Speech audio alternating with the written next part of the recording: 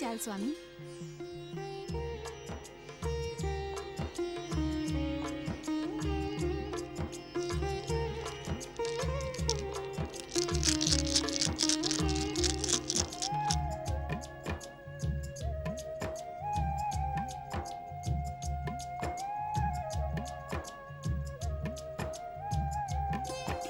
स्वामी, आप मौन क्यों हैं?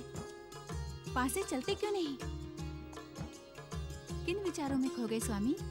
अपनी चाल चलिए ना। क्या चाल चलूं देवी? तुम्हारे काले मोहरे मुझे असुर और दैत्यों जैसे दिखाई पड़ रहे हैं। मेरे श्वेत मोहरे देवताओं के समान सीधे और सात्विक हैं।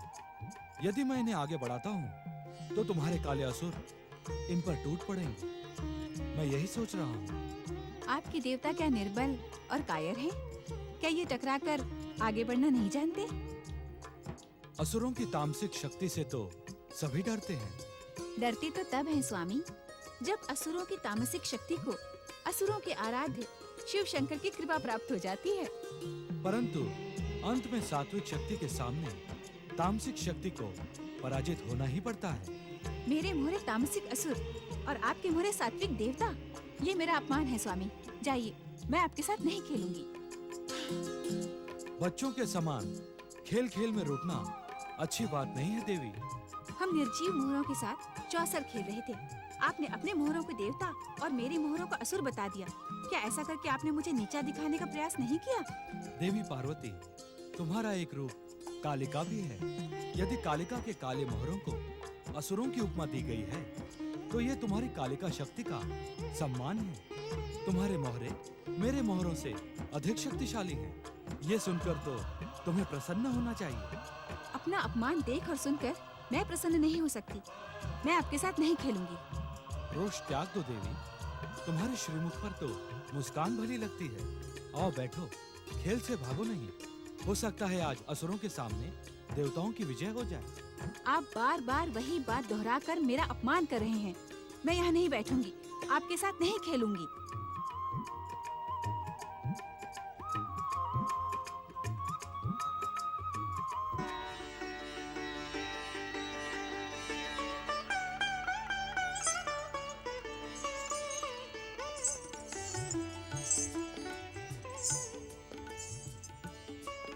ओम नमः शिवाय। हर हर महादेव। जय श्री गजानन गणेश। समझ में नहीं आता नंदी महाराज, गौरीपुत्र किससे बातें करते रहते हैं? समझ में तो मेरे भी कुछ नहीं आ रहा है भृंगी महाराज। जब से गौरीपुत्र लौट कर आए हैं तब से प्राय इसी प्रकार खोए खोए रहते हैं। हमें इनका ध्यान भंग करके इनसे पूछना चाहिए। शिव शिव शिव शिव शिव। भृंगी महाराज, क्या आप इनका वो रूप भूल गए जब इन्होंने माता पार्वती के द्वार पर खड़े होकर अपने दंड से हम सबको आहत कर दिया था?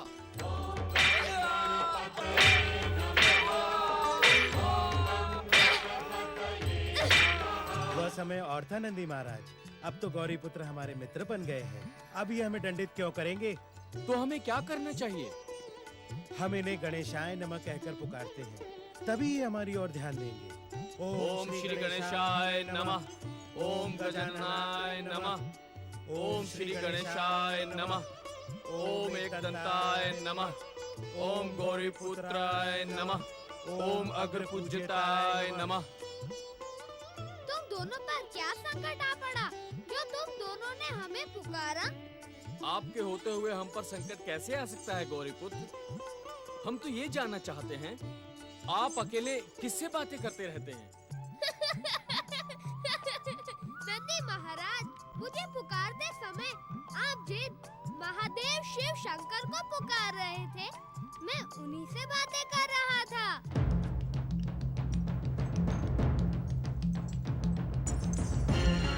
गजानन,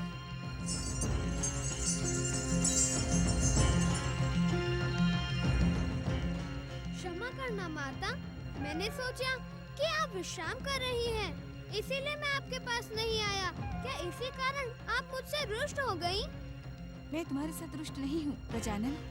यह कहकर आपने मेरी चिंता का अंत कर दिया माता, परंतु मुझे संतोष तब तक नहीं आएगा जब तक मैं ये जान नहीं लेता कि आपके रोष का पात्र कौन है। तुम्हारे पिता महादेव। वे खेल में मेरे साथ छल करते हैं, अपने आनंद के लिए मेरा उपहास उड़ाते हैं, अपमान करते हैं। मैं समझा नहीं माता। वे चौसर की खेल में अपने सफेद मोहरों को देवता और मेरे काले मोहरों को असुर बताते हैं। तुम ही बताओ गजानन, मैं ये सब कब तक सहती रहूंगी? नंदी महाराज, अब हमारी परीक्षा का समय आ पहुंचा है। मुझे एक सुपुत्र का कर्तव्य निभाना है और आपको एक सुसेवक का।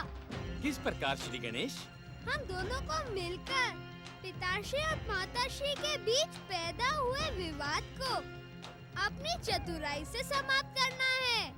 नहीं गणपति, ये कार्य तुमसे नहीं होगा। तुम्हारे पिता भोलेनाथ योगी होने के साथ साथ हठ योगी भी हैं। वे जो कुछ एक बार ठान लेते हैं उससे टिकते नहीं। तो क्या करोगी माता? मैंने निर्णय कर लिया है कि जब तक भोलेनाथ स्वयं अपनी भूल स्वीकार करके मुझे बार बार रोष दिलाने का हठ नहीं छोड़ेंगे, मैं उनसे बात नहीं करूंगी। अब तो पिताश्री को मनाने के अतिरिक्त अन्य कोई उपाय नहीं है नंदी महाराज। चलिए। श्री गणेश, महादेव को मनाने से पहले हमें माता को शांत करने का प्रयास करना होगा। मैं माता को आपसे अधिक जानता हूँ नंदी महाराज। चलिए।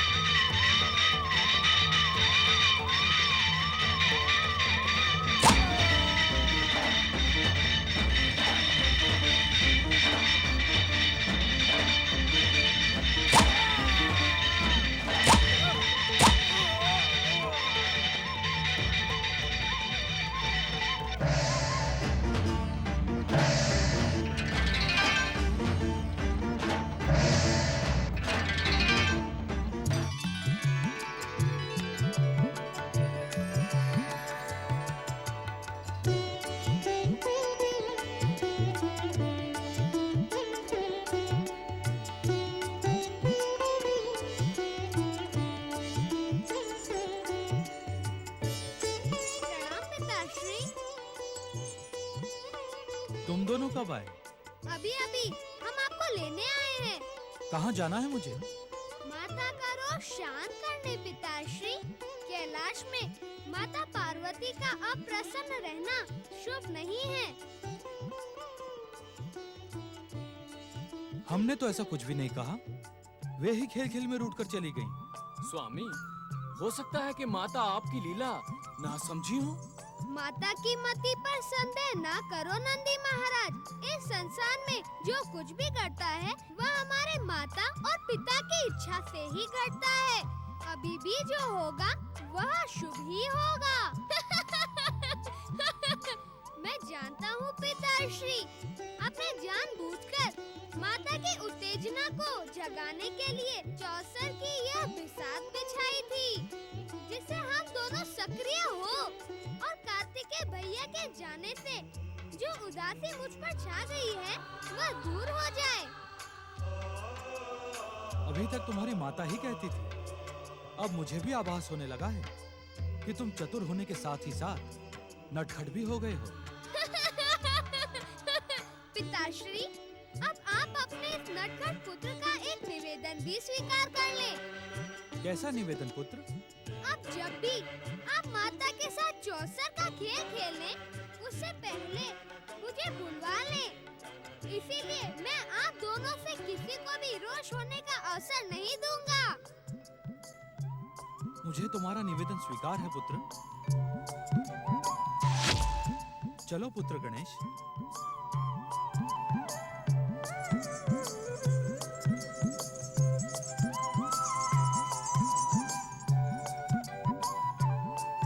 प्रणाम माता श्री। महादेव आप पर कृपालु हो चुके हैं। अब अपने रोष का त्याग कर आप महादेव का हार्दिक प्रेम स्वीकार करें। हम सबको पुनः अपनी प्रसन्नता प्रदान करें देवी। तुम्हारे रोष के कारण यहाँ का वातावरण विषादमय हो गया है। अपने मुख मंडल पर आनंद की आभा बिखेरे माता।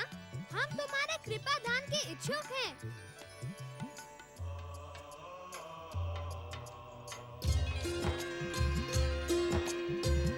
सांब सदा शिव की जय माता पार्वती की जय। अब बोलो माता। ओम नमः शिवाय। ओम नमः शिवाय।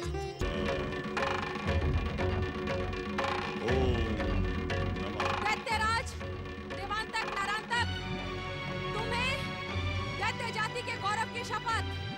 तुरंत प्रकट होकर मेरी आज्ञा का पालन करो, अन्यथा मैं दैत्य माता अदिति अपने क्रोध से सब कुछ भस्म कर दूंगी।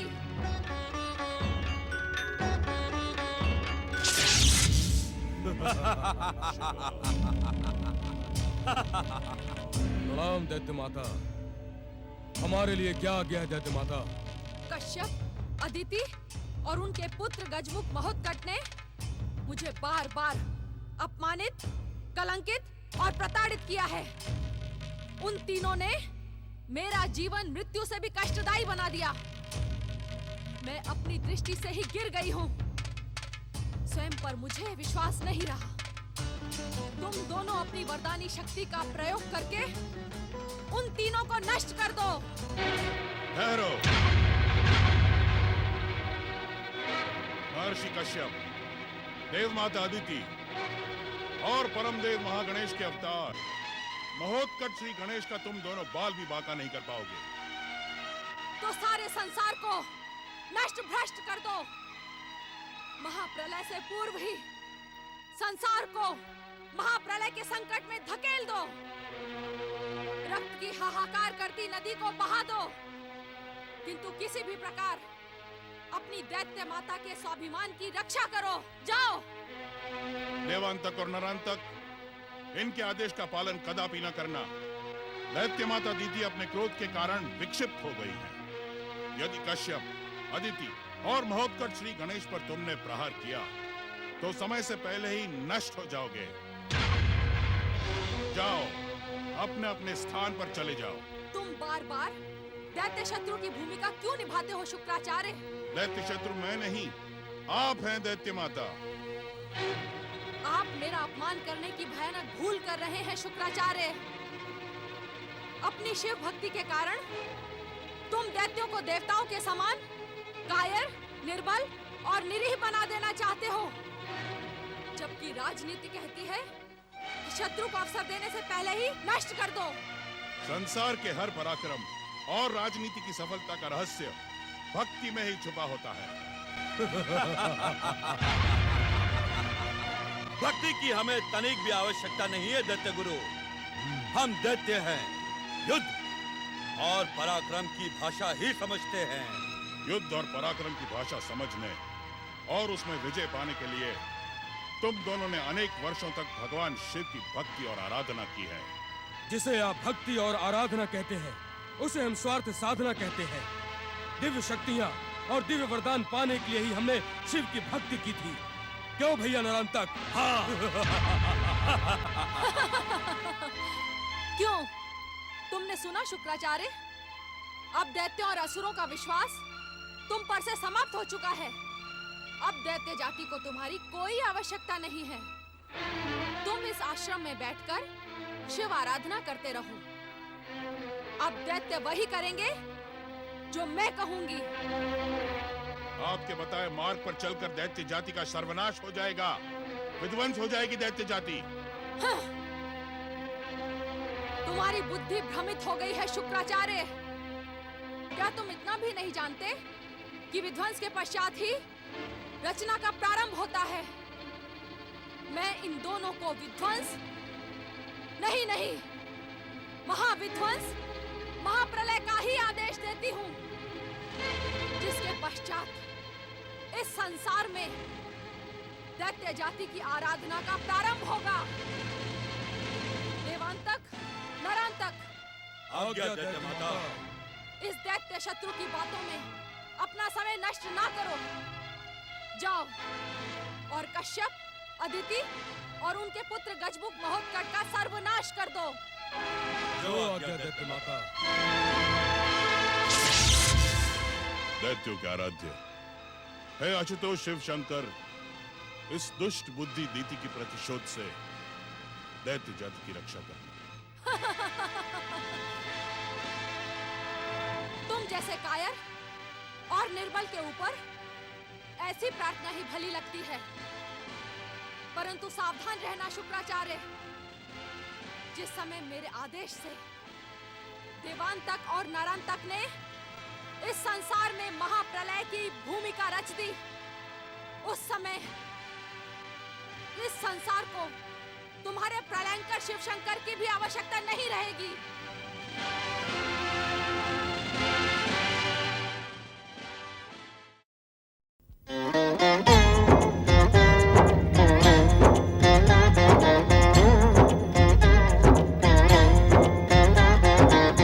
अर्थ समर्थ ये इनसे जीवन, यही है करता यही है कारण।